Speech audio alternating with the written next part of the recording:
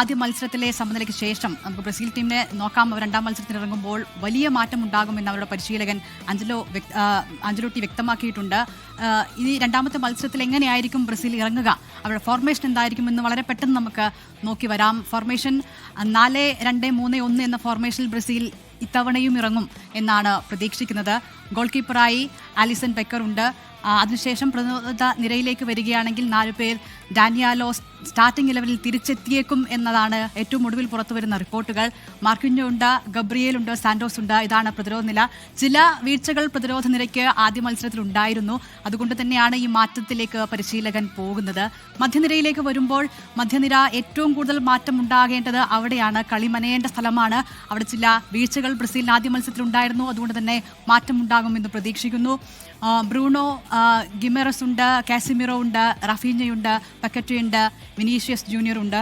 അതിൽ വിനീഷ്യസ് ആദ്യ മത്സരത്തിൽ ഗോൾ നേടിയിട്ടുണ്ട്. അതിനപ്പുറത്തോട്ട് മധ്യനിരയിൽ ആരാധകർക്ക് ചില നിരാശയുണ്ടായിട്ടുണ്ട്.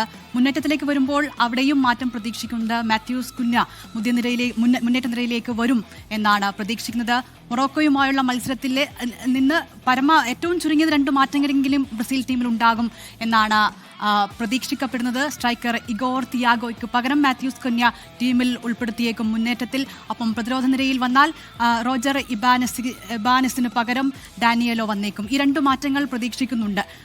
4-2-3-1 എന്ന ഫോർമേഷനിൽ തന്നെയാണ് മൊറോക്കോയ്ക്കെതിരെ ബ്രസീൽ മത്സരം തുടങ്ങിയത്. അത് പിന്നീട് 4-4-2 മാറ്റുകയും ചെയ്തിട്ടുണ്ട്. എന്തായാലും കാർലോ ആഞ്ചലോട്ടി എന്ത് മാറ്റങ്ങൾ വരുത്തും തന്ത്രത്തിൽ എന്നത് വളരെ പ്രധാനപ്പെട്ടതാണ്.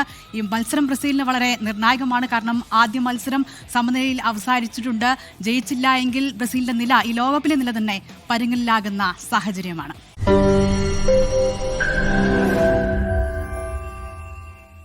ലോകത്തെവിടെയായാലും ഏത് സമയത്തും 24 വാർത്തകളും ഓഗ്മെന്റഡ് റിയാലിറ്റി പാക്കേജുകളും എക്സ്പ്ലെയിനറുകളും വിശദമായി കാണാൻ ഞങ്ങളുടെ യൂട്യൂബ് ചാനൽ നിങ്ങൾക്ക് സബ്സ്ക്രൈബ് ചെയ്യാം.